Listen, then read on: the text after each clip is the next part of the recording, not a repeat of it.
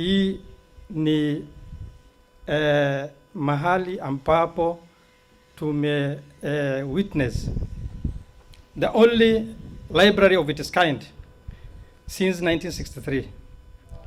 Nasema hivyo kwa sababu wakati nilikuwa mtoto nilikuwa nacheza hapa mpira. This area we used to call it Afar Bar.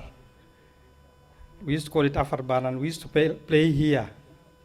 Ile supatele inaitwanga supatele. When I was young, wakati nilikuwa kwa shule ya kichekechea. Then from there it progressed, ikakuwa kotini. From there tena ikabadilika, ikakuwa library. Then hiyo library sasa ikakaa muda. All of a sudden ikakuwa watu wakaenda kwa digital. Watu wakaenda kwa digital hub. Na unajua msomo inaanza kupotea sasa. Wakati watu walianza kupata hizi digital phones, masomo sasa kusoma sasa imeanza kupotea.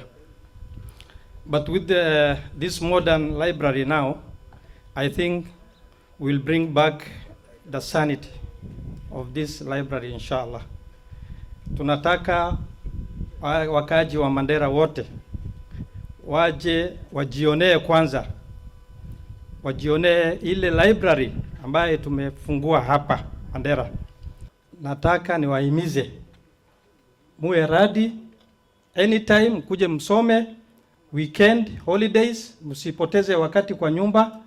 Come and read, mkuje msome, muachane na mambo ya hizi digital za simu na nini. Kuna vitabu hapa, hizo vitabu zitawasaidia inshallah.